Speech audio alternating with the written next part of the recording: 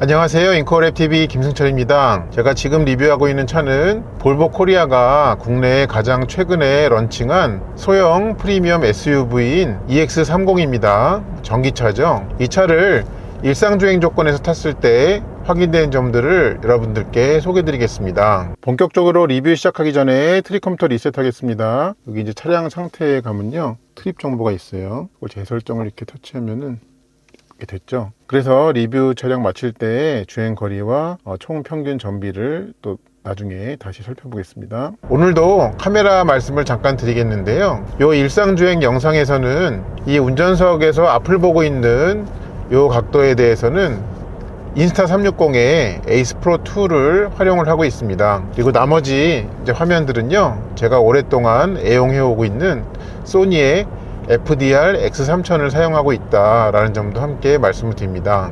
EX30은 사실 이제 해외 볼보 사이트들을 보면요, 이제 후륜구동도 있고, 또 후륜구동에도 이제 주행거리가 짧은 거, 긴 거, 그리고 이제 앞뒤에 모터가 하나씩 있는 사륜구동 듀얼 모터 모델도 있는데요, 그 중에 국내에 판매되고 있는 EX30은요 싱글 모터인 후륜구동 모델인데, 그 중에 배터리의 용량이 큰 익스텐디드 레인지 모델입니다. 그 대신에 이제 국내에서는 옵션에 따라 가지고 두 가지의 트림으로 나누어서 들어오고 있습니다. 이 차의 후륜에 들어가는 모터의 출력은요 200kW로 272마력에 해당이 되고, 모터의 최대 토크는요 343Nm로 35kgm에 해당을 합니다. 그리고 이 차에 탑재되어 있는 배터리는요 66kWh의 용량을 가진 배터리를 갖고 있는데요, 이제 NCM 배터리를 탑재를 하고 있습니다. 그런데 한국형 모델에 탑재되는 배터리는요, 여기저기 검색을 해보니까 정보가 매우 제한적이었어요. 근데 이제 이 차의 미디어 런칭 때 이 배터리에 대한 질문이 나왔었나 봐요. 근데 이제 볼보 코리아의 관계자께서 이 브램트라는 이름의 배터리 팩을 탑재하고 있다 라고 대답을 했다고 합니다. 그래서 그 브램트라는 이름으로 좀 검색을 해보니까 이름이 주는 어감상 조금 유럽 느낌이 나는데, 사실은 이제 볼보의 재정적인 모회사라고 할 수 있는 지리자동차의 어떤 계열사더라고요. 거기에서 만든 그런 66kWh의 리튬이온 배터리, NCM 배터리를 탑재하고 있다 하는 점도 말씀을 드립니다. 이 차는 크기가 매우 컴팩트합니다. 전기차로서는 그런데요, 이 차의 휠 베이스는 2650mm 였습니다. 여러분이 이해하시기 쉽게 현대 벨로스터와 같은 휠 베이스입니다. 작은 차가 맞죠. 네, 그리고 전기차로서도 매우 가벼운 편에 속합니다. 이 차의 공차 중량은 1775kg을 갖고 있었습니다. 그리고 이 차는 국내에 옵션에 따라서 들어오고 있는 두 가지의 트림 중에 상위 트림에 해당되는데요, 상위 트림은 이제 휠 타이어가 1인치씩 더 큽니다. 그래서 19인치를 가지고 있고, 245, 45, 19 사이즈의 미국 구디어의, 저는 좀 처음 보는 이름이었어요, 이피션트 그립 퍼포먼스 SUV라는 타이어가 탑재되어 있더라고요. 그 대신에 이제 볼보 순정품이었고요. 그러니까 퍼포먼스라는 이름이 들어가 있으니까 썸머 타이어라고 보시면 되겠습니다. 잠시 뒤에는 제가 항상 승차감 체크하는 이 구간에 들어가는데요, 여기에서 이 차는 어떤 느낌을 줄지 한번 확인해 보겠습니다. 제일 첫 번째 노면은 이제 컨디션이 평탄한 편인 콘크리트 노면입니다. 이 차는 조절식 서스펜션이나 그런 것은 전혀 아닙니다. 자, 이제 구간에 진입을 합니다.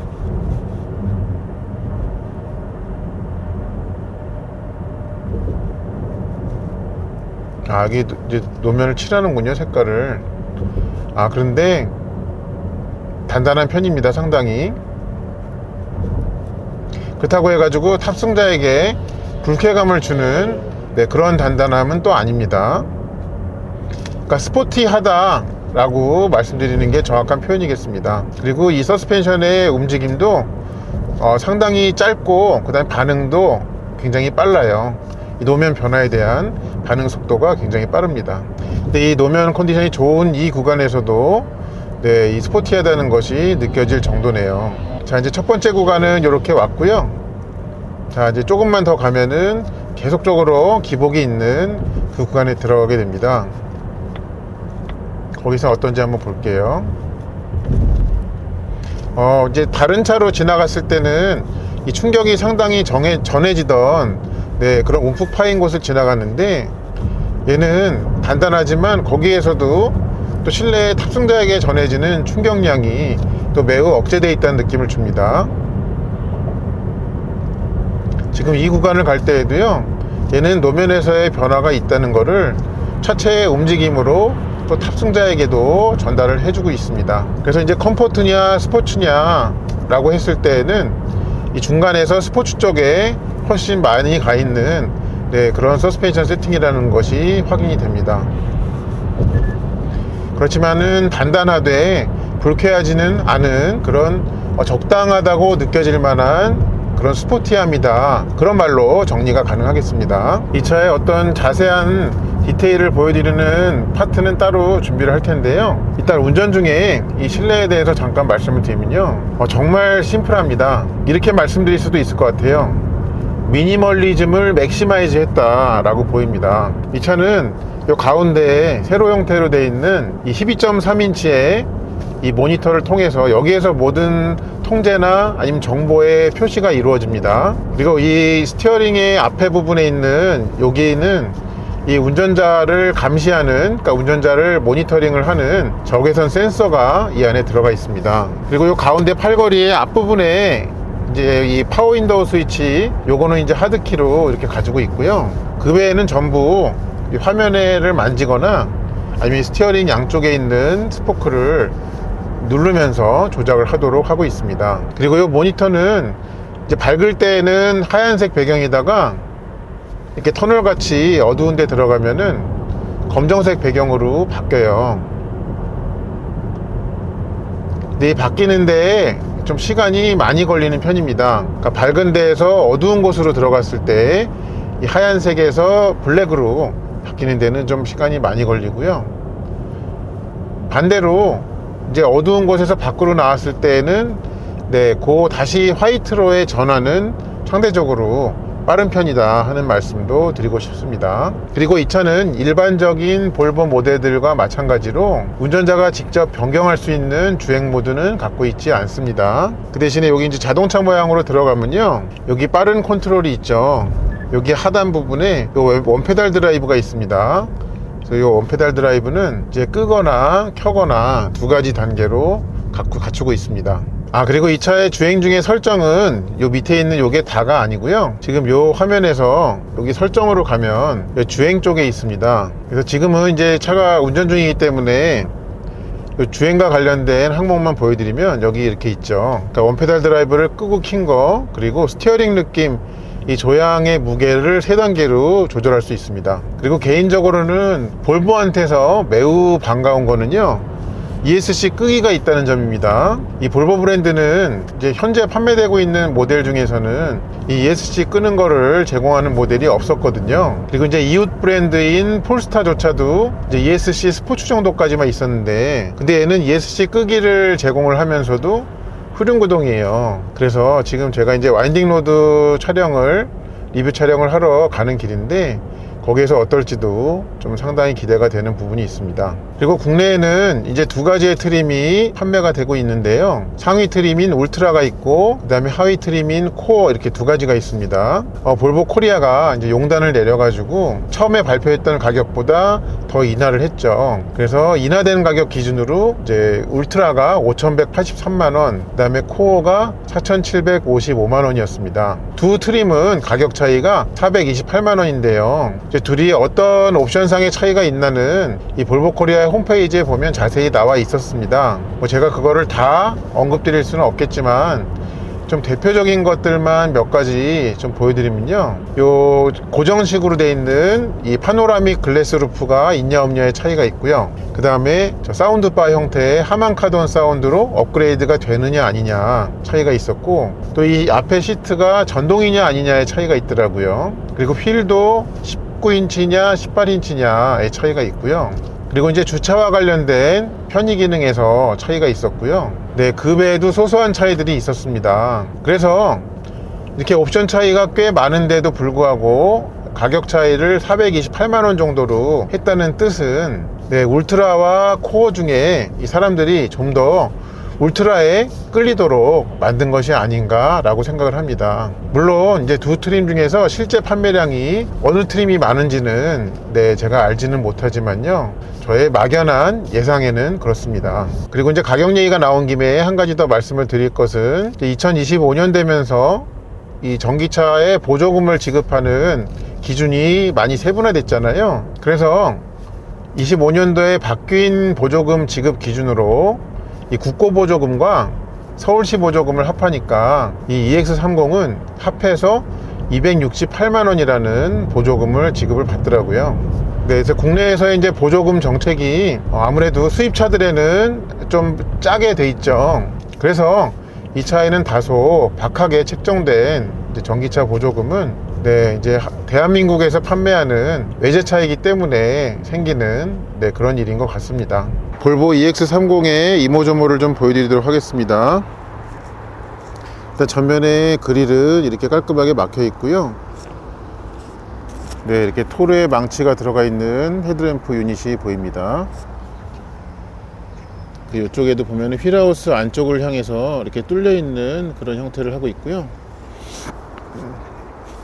차는 굉장히 컴팩트합니다. 길이도 짧고 휠베이스도 2650mm 밖에 안 돼요. 그리고 이 차는 이제 울트라 트림이어 가지고 19인치 휠을 기본적으로 갖고 있습니다. 그래서 이제 타이어는 구디어의 이피션트 그립 퍼포먼스 SUV라고 되어 있습니다. 사이즈는 245, 45, 19입니다. 그리고 이렇게 사이드미러도 프레임이 없는 그런 디자인의 사이드미러를 갖고 있습니다. 옆에서 보면은 차가 굉장히 SUV라고 하면서도 스포티한 디자인을 갖고 있습니다. 그리고 이제 충전구는 여기에 있습니다. 이제 이 완속, 그 다음에 급속을 위한 이렇게 마개가 있고요.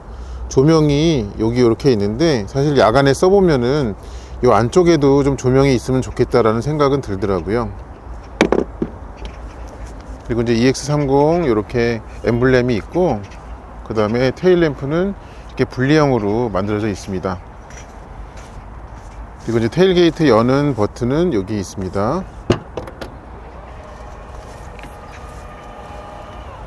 이 트렁크 내부는 용량은 이제 318리터라고 이렇게 발표를 하고 있더라고요. 이거를 이렇게 들면은 이 안에 뭐 비상용 충전 케이블하고 소화기 이렇게 마련을 해 놓고 있습니다. 그러니까 이 전동식 테일게이트도 이제 그 상위 트림에 들어가죠. 그리고 이 파노라믹 글라스 루프도 마찬가지입니다. 실내 한번 들어가 보겠습니다. 실내는 매우 심플하고 디자인이 세련되어 있습니다. 도어 핸들도 이렇게 금속성 재질로 이렇게 해가지고, 사실 이렇게 무게감을 보면은 실제 금속인지는 모르겠어요. 그리고 여기 이렇게 그 소재를 약간 친환경을 고려한, 강조한 그런 소재가 되어 있고, 도어 암레스트는 여기 부분이 좀 뚫려 있습니다. 이렇게. 그래서 좀 여기가 넓고 쾌적하다는 느낌을 줍니다. 그리고 좀 재미있는 점은 이 도어 패널의 중간 부분에 직물 마감이 되어 있는데, 그게 이렇게 그 도어 포켓의 아래 바닥까지 그거 같은 재질로 마감이 되어 있다는 점입니다. 그리고 여기 이 소재도 이게 재활용을 한 그런 플라스틱으로 되어 있는 소재인 것 같습니다. 여기도 EX30 이제 로고를 갖고 있고요. 시트는 헤드레스트가 일체형으로 되어 있고, 그 다음에 이제 직물 마감으로 되어 있습니다. 그리고 이 파워 시트 스위치도 매우 이렇게 심플합니다. 이제 실내에 앉기 전에 이 와이퍼 스위치는 이제 요거를 돌리면 되는데, 근데 이렇게 앞유리용 워셔, 뒷유리용 워셔를 이렇게 나눠 놨습니다. 한번 앉아 보겠습니다. 이제 스티어링 휠은 이제 위와 아래 부분을 이렇게 평면으로 이렇게 해놨고요. 요 가운데 부분은 운전자 경고 시스템을 작동하기 위한 그 적외선 센서가 들어가 있습니다. 그리고 세로로 이제 긴 12.3인치의 터치 스크린으로 이렇게 되어져 있고요. 글로우 박스는 여기에서 이렇게 열립니다. 그리고 무선 충전 패드가 여기 이렇게 있는데, 왼쪽이 무선 충전이 되는 거고, 오른쪽은 그냥 이제 거치해 놓는 형태로 하고 있습니다. 그리고 여기 수납 부분도 여기 이제 USB-C 타입 포트가 두 개가 있는데요. 이거는 이제 덮개를 이렇게 닫잖아요. 그러면은 요 위에다가 올려놓을 수도 있습니다. 그래서 이렇게 케이블 같은 게 요 위로 이렇게 올라오도록 하고 있습니다. 그리고 요 가운데 센터 암레스트 부분이 재밌는데요. 이 파워 윈도우 스위치는 이렇게 두 개만 있습니다. 근데 뒤에 걸 작동할 때는 요거를 길게 누르면 그러면 여기 이제 불이 들어오면서 뒷유리를 작동시킬 수 있습니다. 그리고 여기에서 좀 아이디어가 번뜩이는 수납 공간을 찾을 수가 있는데요. 이렇게 누르면 네, 이렇게 두 개의 컵홀더가 나오고 이걸 다시 넣을 때에는 한 번 이렇게 걸립니다. 그럼 1인용 컵홀더를 쓸 수 있게 한 번 더 누르면은 완전히 수납이 됩니다. 자, 그럼 뒷좌석 공간도 한번 보여드릴게요. 네, 일단 들어가 봅니다.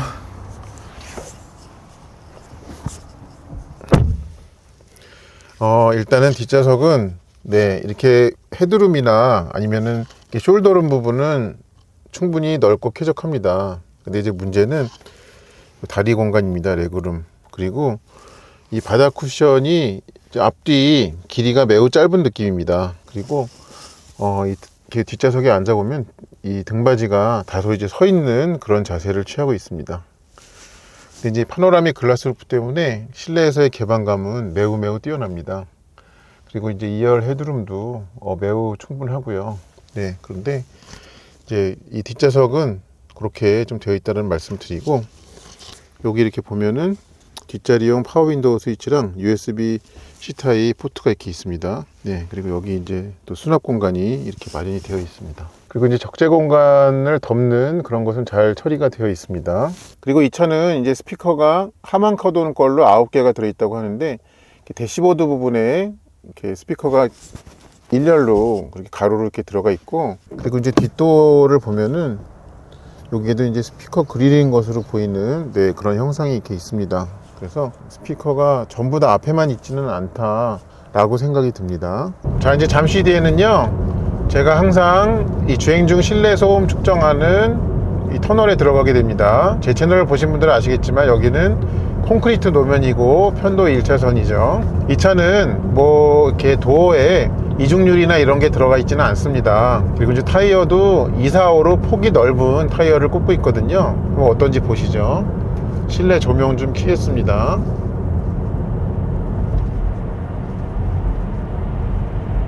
맞은편에 마침 큰 차가 가네요. 네, 이렇게 옆으로 지나갈 때는 알 수는 있네요.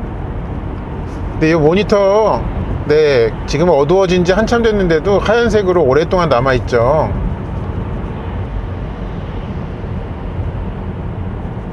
근데 큰 차를 지나갈 때를 제외하고는요, 그냥 뭐 중형 트럭 이하의 차들이 지나갈 때는 네, 옆에서도 뭐 소음이 잘 이렇게 막혀져 있습니다. 소음 처리가 잘 되어 있습니다. 이제 다른 부분의 소음은 굉장히 이제 잘 막혀 있고, 상대적으로 타이어 구르는 소리는 조금 있는데 이거조차도 뭐 시끄럽다고 느낄 만한 수준은 결코 아닙니다. 맞은편에 또 차 지나가는데요, 한 번만 더 좀 체험해 보겠습니다. 네, 이 정도면 훌륭해요. 네, 정숙한 편입니다. 네, 이 스포티한 세팅의 그런 자동차로서 그렇다는 점은 거듭 확인이 됩니다. 이 차도 분명히 이제 회생제동, 그러니까 요 원페달 드라이브를 켰을 때 엑셀에서 발을 띄면 이 브레이크 등에 불이 들어올 거거든요. 근데 적어도 요 가운데에 있는 이 그래픽에서는 그 표현이 안 됩니다. 그래서 뒤에다가 카메라를 하나 붙이고 잠시 뒤에 터널에 진입을 했을 때 한번 확인을 해보려고 해요. 뭐 이거는 해보나 마나이긴 하지만 원페달 드라이브를 껐을 때는 어떤지 한번 보겠습니다. 자, 이렇게 가다가 엑셀을 놓잖아요. 뭐 회생제동이 거의 없다시피 하니까는 브레이크 등도 불이 들어오지 않고 있어요. 자, 그러면은 이제 원페달 드라이브를 켭니다. 이때는 어떤지 한번 보겠습니다. 일단 완전히 뛰면 들어오죠. 네, 들어오네요. 다시 한번 해볼게요. 근데 얘는 그런 점이 있네요. 보니까 이게 엑셀을 놓으면 이제 약간의 그런 부드러운 구간이 있은 다음에 그 다음에 이제 회생제동이 강하게 들어오거든요. 그런데 회생제동이 강한 시점부터 브레이크 등이 바로 켜지는 게 아니라 거기에서도 약간 더 늦은 시점에 브레이크 등이 켜집니다. 네, 그러니까 뭐 시간을 제가 재보질 않아 가지고 얼만큼이라고 정확하게 말씀은 못 드리겠지만, 적어도 분명한 것은 네, 엑셀을 놓아서 회생제동이 이미 강하게 들어오기 시작하는데 그때도 불이 들어오지 않고 그보다 조금 더 있다가 그 불이 들어온다 라는 그런 말씀입니다. 자, 그래서 다시 한번 해볼게요. 이렇게 가다가 엑셀에서 놔요.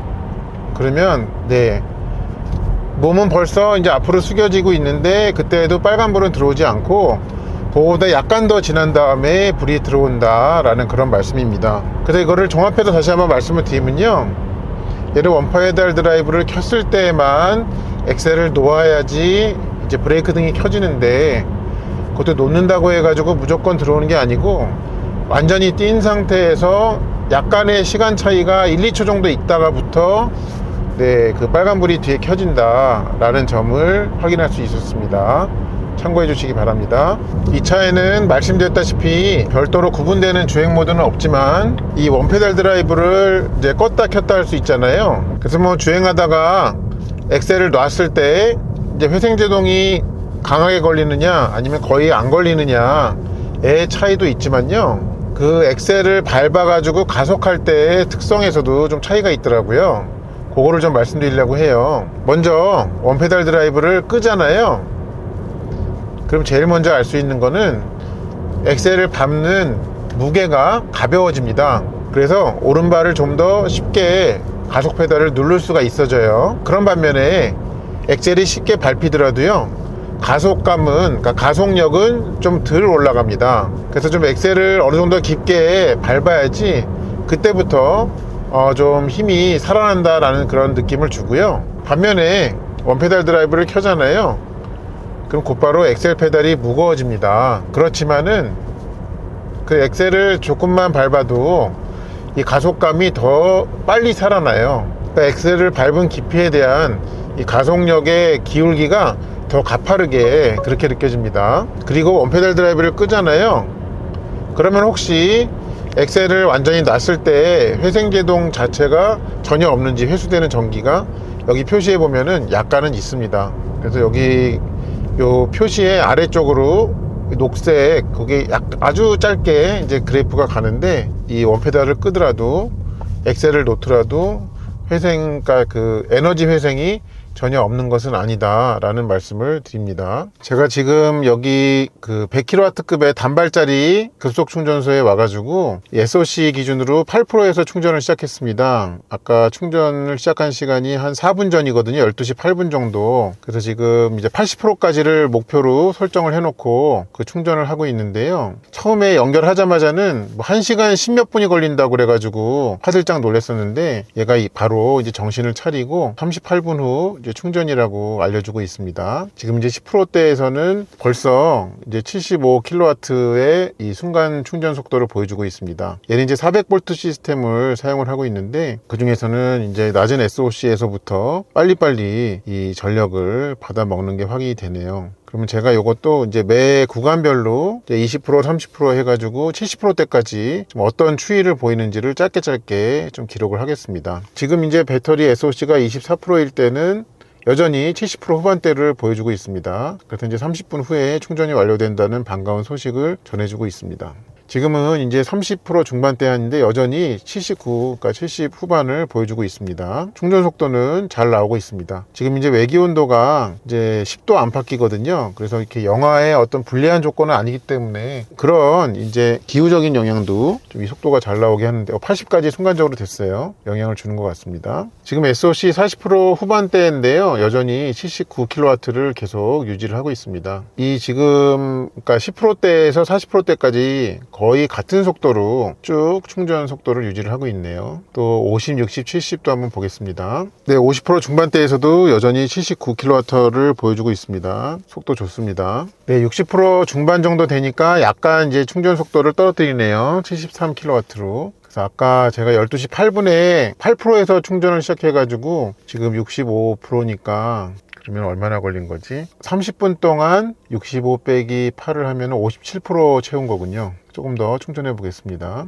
네, 이제 목표량 80%에 가까운 이제 70%대에 들어가니까 충전 속도가 약간 더 낮아졌습니다. 60 후반대로 이렇게 점점 80%에 가까울수록 조금씩 속도를 떨어뜨리겠죠. 네, 이제 70% 중후반대로 올라가니까 충전 속도는 조금 더 떨어졌습니다. 60kW로. 잠시 뒤에 마무리 되겠네요. 자, 이제 곧 마무리 될 것 같습니다. 1분 후 완료라고 돼 있으니까 이제 저 충전기에서 딱꼭 소리가 나겠죠. 80% 다 가까이 되니까는 이제 뭐 47kW까지 속도를 떨어뜨립니다. 됐네요. 네.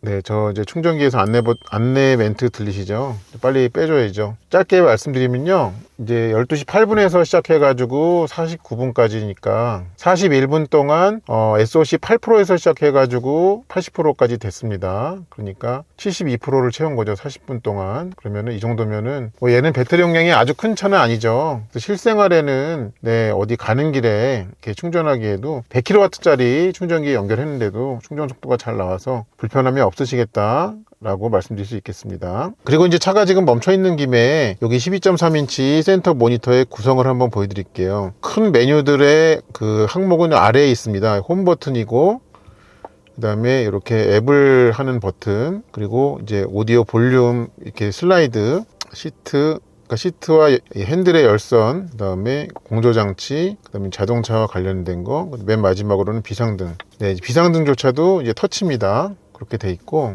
여기에서는 이렇게 위젯처럼 이렇게 보여주고 있습니다. 이렇게 화면 상단에는 계속적으로 지금 현재 돌아가는 걸 보여주고 있고요. 여기 이제 전조등을 오토 하이빔을 놨다는 거, 그 다음에 요거는 이 와이퍼의 감도 표시를 이렇게 해주더라고요. 그 앱에서는 이제 이렇게 있고, 그리고 이제 많은 볼보와 폴스타 차에서 볼 수 있는 이 플로어와 이제 누구 오토가 이제 다 갖추고 있습니다. 그리고 이제 여기 공조장치에서 어떤 게 있는지 한번 볼게요. 이제 공조장치 꺼짐 상태, 자동, 수동 이렇게 있고, 자동으로 하면은 네, 이렇게 그 에어컨 컴프레서 공조장치를 에코를 하느냐 아니냐 이렇게 있는데, 그리고 아까 오는 길에 이렇게 보니까 재밌는 점이 공조장치를 에코로 하면은 여기 온도 표시였나 어디에 이렇게 대문자로 알파벳 E가 추가가 되더라고요. 그래서 공조장치의 에코인지 아닌지 이렇게 보여주고요. 그 다음에 실내 이제 공기질, 네, 그거의 상태를 이제 보여주고 있습니다. 얘가 지금 작동하니까는 이렇게 조금씩 그걸 올려가네요. 요거는 터치는 따로 되지는 않습니다. 타이머는 얘가 이제 공조장치를 이렇게 시간을 설정을 해놓으면은 그때부터 켜지도록 그렇게 세팅이 되어 있는 것으로 보이고요. 설정에서는 창문 모니터링, 그리고 이제 추울 때 자동으로 이제 열선이 들어오도록 하는 거, 여기서 이제 껐다 켰다를 할 수 있네요. 근데 이제 열선에 대해, 시트 열선에 대해서는 그거는 없네요. 보니까 자동으로 그 엉덩이가 데펴지도록 하는 거, 그런 것은 없습니다. 공조장치가 여기까지였고, 이제 자동차 설정에서 크게 이제 빠른 컨트롤, 차량 상태 설정 이렇게 있는데요. 빠른 컨트롤부터 보여드리면은 뭐 외부 조명, 후방 안개등 여기 있고, 헤드라이트, 이거 레벨링 조절을 여기서 하도록 하고 있네요. 그 다음에 미러가 재밌는 게 따로 이제 버튼이 없고, 요 왼쪽이냐 오른쪽이냐 하는 거라서 한쪽을 한 다음에 요 핸들에 있는 버튼으로 이렇게 위아래 좌우로 하고 있습니다. 할 수 있도록 하고 있습니다. 빗물 감도, 네, 이거는 이제 레인 센서의 감도겠죠. 그리고 글로브 박스를 요거를 열면요, 이 측면에 있지 않고 이 가운데 이 센터 페시아의 아래에서 열립니다. 그 트렁크 여는 거, 이거는 뭐 해보지 않겠습니다. 차량 상태는 타이어 압력을 이렇게 보여주는 게 있고, 이 단위를 바로 여기 이렇게 바꿀 수 있네요. 그리고 트립 정보가 여기 있습니다. 이제 최근 재설정 후, 네, 제가 오늘 이제 출발해서부터 여기까지 오는 동안에 128km를 탔네요. 그리고 뭐 소프트웨어 업데이트, 여기 이제 설치하는 이런 게 있군요. 이거는 나중에 할게요. 지금 제가 굳이 할 이유가 없는 것 같아요. 그 설정에서 이제 어떤 게 있는지를 좀 봐야겠죠. 일단 제일 먼저 주행, 운전자 지원, 파일럿 어시스트 이렇게 있고, 스티어링 어시스트, 전방 차량과의 시간 간격, 그런 게 있습니다. 지금 차가 운행되지 않기 때문에 이 원페달 드라이브까지 있지만 이 조향 느낌, 그러니까 무게, 그거는 지금 만질 수가 없네요. 내리막길 갈 때 요거는 이제 비포장도로나 좀 미끄러운 도면에 내리막을 갈 때 쓸 수가 있겠죠. 그리고 이제 ESC 끄기가 여기 이렇게 있습니다. 안전 어시스트에 대한 게 있고, 모드 보기를 보면은 이제 각 항목들에 대해서 이렇게 보여주고 있습니다. 자, 이게 주행과 관련되었고요. 컨트롤과 관련된 거, 차량 모드, 주차 컴포트, 이게 뭘까? 그러니까 이거는 주차 중일 때 실내에 있던 전장 장치를 사용할 수 있게 하는 그 시간 타이머를 설정하는 거군요. 알겠습니다. 세차 모드. 오케이. 이거는 우리나라의 많은 어떤 터널식 자동 세차나 이런 데서 매우 유용하게 사용할 수 있겠네요. 견인 준비, 이런 게 또 있군요. 그러니까 얘는 여기도 적혀 있지만은 쉘프차라고 하잖아요. 그런 트럭 베드에 이제 거기다 올릴, 그렇게 하도록 하고 있습니다. 견인 지금 안 하지. 그 다음에 차량 전원. 이거 끄는 거, 이건 하지 않겠습니다. 그 다음에 또 뭐가 있나? 뒷좌석 창문 잠금. 잠금에 관련된 모드 보기가 뭐가 있나 한번 볼까요? 글로우박스 잠금. 사이드미러 자동 접기. 락폴딩이라고 하죠. 그게 여기 있군요. 가이드램프는 이제 주차장에서 나갈 때 30초 정도로 해놓겠습니다. 그리고 요게 있습니다. 여기 이제 스티어링의 왼쪽 부분에 요 부분을 뭘로 할 건지 운전자 정보 보기나 원페달 드라이브를 할 텐데, 많은 분들이 아마 요거를 쓰실 것 같네요. 글로우박스와 트렁크 열기 그렇게 있습니다. 그 컨트롤이었죠, 그게. 그 다음에 사운드. 사운드는 운전석 후방. 그리고 이제 하만 카돈도 하만 인터내셔널의 계열사잖아요. 그래서 이렇게 퀀텀 로직이 그 계열사의 제품 중에 고급 이제 그 오디오들에 있죠. 그거 이펙트를 정할 수가 있고, 사운드 이퀄라이저는 이거 아닌데, 이렇게 6개의 주파수를 할 수가 있고, EQ 프리셋이 또 있네요. 그래서 다이나믹, 소프트, 음성 그렇게 있습니다. 볼륨, 이제 각 항목에 대한 볼륨, 이런 거 이렇게 있군요. 소음 보정, 이거는 이제 외부 소음에 따라서 오디오 보정하는 터치 사운드 있게 없게 하는 거, 그런 것들이 있습니다. 그리고 이제 연결과 관련된 거 볼게요. 블루투스랑 와이파이, 새 기기 추가 이렇게 있습니다. 충전과 관련된 거 메뉴가 뭐 있는지 한번 볼게요. 목표 배터리 수준을 일상주행에는 90% 정도로 하도록 권장을 하는 거군요. 보니까 장거리 갈 때에만 100%, 사용자 정의는 저는 어차피 이제 급속은 80%까지만 속도적인 의미가 있기 때문에 여기서 80%까지로 설정을 했습니다. 충전 전류 제한, 이런 게 있습니다. 근데 여기에 이제 그런 게 없네요. 얘가 배터리 컨디셔닝 같은 기능이 어딘가에 분명히 있을 텐데, 그거를 좀 따로 설정하는 것은 보이지 않습니다. 그 다음에 프로필 이런 것들이 있고, 개인정보 보호, 시스템, 언어 및 입력, 언어가 영어 아니면은 한국어 이렇게 있군요. 날짜 시간은 볼 거 없고, 단위는 여기에 그게 없어요. 보니까는 이제 전비 단위가 유럽식으로만 돼 있거든요. 이 차도. 그거를 우리식으로 1kWh당 몇 킬로를 간다, 그게 환산하는 게 저기 보이지 않습니다. 이런 정보들이 있습니다. 그래서 이 차는 이제 기능의 거의 대부분이 이 가운데에서 이루어진다 하는 거를 좀 설명을 드렸고요. 또 이런 방식의 차에 익숙해지시면 나중에 또 이런 게 아닌 차를 탔을 때 오히려 또 불편하게 여겨지는 경우가 있더라고요. 많은 브랜드의 전기차들에서 어떤 계기판이나 인포테인먼트 모니터에서 좀처럼 보여주지 않는 게 이 내 차의 배터리가 얼마나 건강하느냐죠. 근데 얘는 그거를 여기 이렇게 배터리 상태라는 표시로 보여주고 있더라고요. 이 차는 주행거리가 4,398km니까 많다고 볼 수는 없지만 현재는 100%를 유지하고 있습니다. 다른 차처럼 현재 충전량을 보여주는 SOC는 요 위에 따로 있습니다. 그거랑 별개로 이렇게 운전자가 따로 뭔가 별도의 장치를 차에 붙여가지고 데이터를 꺼내서 읽지 않아도 되게 한 점은 운전자 입장에서 내 차의 지금 상태가 어느 정도구나 하는 부분을 알기에 도움이 되는 정보라고 생각이 듭니다. 그리고 이 차를 운전하는 시간이 늘어날수록 되게 똘똘하다고 생각되는 시스템이 뭐냐면요, 이 볼보 코리아 홈페이지에서는 운전자 경고 시스템이라고 되어 있더라고요. 바로 여기에 있는 이 적외선 센서를 통해 가지고 운전자를 상태를 파악해서 이제 여기다가 경고를 필요할 때마다 띄워주는 건데, 그게 굉장히 지나치지 않게 딱 필요한 만큼씩만 경고를 하더라고요. 예를 들어서 제가 이제 일부러 해보는 건데요, 주행하다가 앞을 보지 않고 약간 옆을 이렇게 보잖아요. 그럼 곧바로 이렇게 운전에 집중하라고 나옵니다. 그 반응 속도가 굉장히 빠른 편이에요. 그리고 또 하나 뭐냐면요, 이렇게 멀쩡하게 주행을 하다가, 이것도 제가 일부러 해보는 거예요. 제가 하품을 하잖아요. 그럼 바로 이렇게 피로 징후 보임이라고 하면서 이렇게 곧바로 경고를 뜹니다. 근데 이 상태에서 제가 또 하품을 하잖아요. 그러면 그때는 경고를 하지 않습니다. 그러니까 일정 시간 하품을 하지 않다가 하품을 할 때 그때 감지해 가지고 경고를 띄우더라고요. 제가 이 하품하는 모습은 필요하면은 모자이크 처리를 하겠습니다. 또 여러분이 영상을 보시다가 식사 중이실 수도 있기 때문에요. 그래서 이 차의 그 운전자 경고 시스템은 굉장히 딱 적당한 만큼만 그 필요한 상황에 대해서만 운전자에게 경고를 해줘가지고 그야말로 운전자가 운전 중에 집중력을 유지하는 데 도움을 주더라 하는 말씀을 드립니다. 뭐 이 차를 선택을 해야 되느냐 마느냐의 정도까지 영향을 주지는 않는, 그렇지만은 이런 거는 나중에 볼보 본사에서 좀 개선해주면 어떨까 하는 부분이 사소한 거 두 가지가 있습니다. 제일 첫 번째는 뭐냐면요, 저기 대시보드의 사운드바 위에 붙어 있는 하만카돈 로고 있잖아요. 저게 이렇게 고급스럽게 은색으로 되어 있는데 그게 위를 향해서 가운데에 배치되어 있다 보니까 오늘처럼 이렇게 맑은 날에는 거기에 햇빛이 비춰가지고 그거에 대한 반사 그 잔상이 앞유리의 중간쯤에 항상 거기에 보이게 이렇게 남아 있습니다. 그러니까 마치 이제 그 썬팅집에서 썬팅을 하고 나서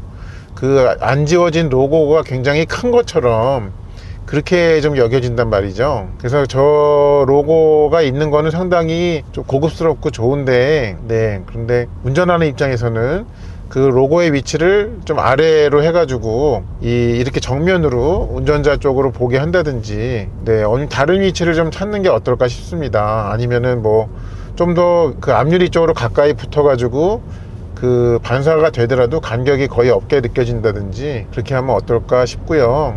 또 한 가지 말씀드릴 거는 이 고급스럽게 마감되어 있는 이 도어 판넬의 마감재 부분에 있는데요, 도어 판넬의 중간 부분을 보면은 이렇게 고급스러운 이제 그 직물로 그렇게 되어 있는데, 뭐 중간에 이렇게 그걸로 마감되어 있는 거는 매우 좋은 일이에요. 그런데 그게 그 저 아래 부분, 그러니까 도어 포켓의 바닥 부분에까지 같은 소재로 이렇게 돼 있어 가지고요, 어쨌든 직물이 이 도어 포켓의 바닥 부분에 이렇게 깔려 있으니까 그게 어떤 거기에 올려져 있는 물건으로부터의 그런 짜잘한 소음이나 이런 거를 방지하는 데에는 좋겠지만 좀 위생상에는 결코 좋지는 않을 수도 있을 것 같아요. 우리가 이제 생활을 하다 보면, 차와 오랫동안 생활을 하다 보면 거기에 때에 따라서는 이제 쓰레기도 임시로 보관을 하게 되고, 그게 뭐가 됐든 간에 그럴 일이 생기잖아요. 그럼 또 거기에 이제 오염이 되거나 할 수가 있으니까, 그러면은 썩 그게 좀 좋지 않을 것 같거든요. 그래서 그 마감된 부분을 좀 그 아랫부분을 하지 않고 좀 위에 그 눈에 안 보이는 데까지만 한다든지 그런 것도 한 방법이 될 수 있겠다라는 생각이 듭니다. 그리고 제가 오늘도 이제 주행하는 중에 수시로 터널에 들어갔다가 나왔다가를 반복을 하는데, 그때마다 이제 요 화면이 이 블랙 배경이나 아니면 화이트 배경에서 전환되는 게, 특히 밝은 데에서 어두운 데로 들어갔을 때, 밖에 있다가 터널로 들어갔을 때 이게 화이트 상태에서 블랙으로 바뀌는 시간이 좀 매우 늦어 가지고요, 그래서 좀 꽤 상당한 시간 동안 터널에 들어갔는데도 좀 탑승자에게 눈부심을 유발하는 부분이 있습니다. 그거는 얼마든지 소프트웨어의 어떤 변경을 통해 가지고 개선이 가능하다고 여겨지거든요. 네, 그런 부분은 좀 개선이 되면 어떨까 하는 생각이 들었습니다. 뭐 이 차를 사느냐 마느냐에까지는 영향은 주지 않을 것으로 보입니다. 그리고 또 한 가지 요것도 좀 안 될까 싶은 게 뭐냐면요, 이렇게 주차를 하다 보면 길가에, 그러니까 그 뭐라 그럴까, 인도에 가까이 붙여야 될 때가 있어요. 그러면은 이제 보통 후진을 하면서 간격을 붙이는데, 그럴 때 이제 조수석 미러를 하향을 할 수 있잖아요. 근데 얘는 이제 그거 기능은 없는데, 그러면은 이렇게 후진을 하면서 그 미러 각도를 아래로 이렇게 내릴 수 있게 되어 있어야 되는데, 제가 찾기에는 그게 얘는 안 되는 것 같아요. 그러니까 예를 들어서 이렇게 전진을 할 때는 여기 세팅에 가가지고 미러를 간단 말이에요. 오른쪽으로 해가지고, 지금 기어가 이제 뒤에 있어요. 여기 보시면 그럴 때는 이렇게 이제 낮출 수가 있는데, 근데 이제 만약에 후진을 하는 중에 그거를 하려고 하잖아요. 그러면은 네, 그때 되나, 이게 후진 기어에서 이용 불가 이렇게 나오죠. 그러면서 조수석 미러를 뒤로 내릴 수 있는, 그러니까 후진 중에는 내릴 수 있는 방법이 없어 보입니다. 뭐 이거를 제가 못 찾은 것일 수도 있는데요. 그래서 어쩔 수 없이 운전자가 할 수 있는 그 솔루션은 전진으로 해가지고 내가 원하는 각도로 미러를 이렇게 내려놓은 다음에 그 다음에 후진을 해야 된다는 거죠. 그러니까 어떻게 하다 보면은 미러를 조금 더 낮춰야 될 수도 있고 후진을 하면서 그럴 때마다 전진으로 갔다가 미러를 낮추고 다시 후진으로 놓고 그러기를 좀 반복해야 되는 불편한 일이 생겨가지고 이거는 제가 방법을 못 찾은 걸 수도 있는데 만약에 제가 못 찾은 것이 아니라면 이런 거는 좀 이렇게 후진할 때 미러를 어디 조정할 수 있게 설정을 열어주면 좋을 것 같습니다. 볼보 EX30은 어떤 분들께 권하면 좋을까요? 제가 생각하기에는 전기차는 필요로 하지만 굳이 큰 차는 원하지 않는 분들에게 좋은 선택이 될 것 같은데요. 그렇지만 거기에서 좀 기억해 놓으셔야 되는 점은 이 차의 뒷자리는 다른 부분은 공간적으로 괜찮은데 레그룸이 매우 좁더라고요. 그래서 이 차의 뒷좌석에 주로 누군가를 태워야 될 때에는 한 어린이 정도까지는 괜찮을 것 같은데 청소년 이상 되면은 좀 차에 안 타려고 수도 있을 것 같습니다. 그리고 제가 이걸 타보니까요, 이 차의 주행 가는 거리는 대략 이 정도로 보면은 맞겠더라고요. 그러니까 배터리 10%당 40km는 간다 최소한, 그렇게 보시면은 크게 무리가 없을 것 같더라고요, 이렇게 타보니까. 물론 제가 이제 오늘 탄 이 외기온도 조건이 영하까지는 되지 않아 가지고 겨울에는 이 10%당 40km가 안 나올 수 있겠습니다. 그렇지만은 봄부터 여름 가을까지는 최소한 40km 이상씩은 간다 라고 보셔도 맞겠습니다. 그리고 이 차가 이제 국내에서 발표된 일회 충전 주행 가는 거리가 350km를 조금 넘는 수준으로 되게 짧지만요, 근데 이 차의 배터리의 용량이 66이면은 그래도 넉넉하고, 그 다음에 어디를 가다가 충전을 할 때에도 속도도 이제 잘 나오는 편이더라고요. 아까 확인을 해보니까. 그래서 그 숫자에 너무 위축될 필요는 없겠다라는 생각이 들었습니다. 그리고 저는 이 차를 타면서요, 좀 이런 분들이 좀 생각이 났던 게 뭐냐면은, 다른 브랜드를 얘기해서 좀 그렇지만 BMW의 i3라는 차가 있었잖아요. 그 차를 오래전에 타셨었는데 여러 가지 이유로 떠나보냈거나 아니면은 아직까지도 그 차를 타시면서 이거를 넘어서 가지고 좀 마음을 줄 만한 전기차를 만나지 못하셨던 분들이 계신다면은 그런 분들께 한번 사지 않으셔도 이 볼보 EX30을 최소한 시승만이라도 해보시면 어떨까 싶습니다. 그러니까 BMW i3가 주던 그런 아주 컴팩트한 전기차가 주는 그런 장점들 있잖아요. 경쾌함이라든지 이런 거는 얘가 오히려 더 이렇게 좋게 만들었으면서도 또 그 차가 이제 어쩔 수 없이 주행 가는 거리가 짧고 기능적으로 좀 부족하고 그런 부분들은 이 차는 또 공간적으로도 그렇고요, 다 갖추고 있기 때문에 저는 이상하게 이 차를 탈 때에는 좀 i3를 탔던 분들이 좀 많이 떠올랐습니다. 이 차에 대한 총평을 좀 내려야 될 것 같은데요, 이 차는 생긴 것도 그렇지만 실제로도 매우 스포티한, 어떻게 보면은 이 차를 SUV라고 부르는 게 맞나 싶을 정도의 경쾌함을 가지고 있는, 그렇지만 크기는 작은 프리미엄 전기차다 라는 점을 확인할 수가 있었습니다. 자, 이틀 동안 리뷰를 위한 주행을 마치면서 주행 성적표 한번 보겠습니다. 여기 트립 정보 이걸 누르면 되고요. 제가 재설정한 다음에 어떻게 되어 있냐면은 총 483.8km를 주행을 했고 유럽식 그 단위로 15.2가 나왔거든요. 그럼 요거를 우리식으로 계산을 해보면요, 이제 100을 15.2로 나눠야겠죠. 6.57이 나왔습니다. 그러니까 얘가 이제 공인 전비가 국내에서 복합 기준으로 4.8이더라고요. 이제 그거에 비해서는 많이 높게 나왔네요. 물론 이제 좀 쌀쌀하고 춥긴 했지만 겨울만큼은 아니었어요. 그래서 좀 최근에 제가 리뷰했던 다른 전기차들보다는 조금 더 유리한 조건이었던 것은 분명하지만, 그렇다고 하더라도 이 잘 나온 거가 그러니까 좀 저평가될 수는 없다고 생각을 합니다. 전비 잘 나오네요. 이상으로 볼보 EX30 싱글모터 익스텐디드 레인지 모델의 일상주행 조건에서의 리뷰를 마치겠습니다. 이 차가 궁금하셨던 분들께 저의 영상이 차에 대해서 이해를 하시는데 조금이나마 도움을 드렸기를 바랍니다. 시청해주셔서 감사합니다.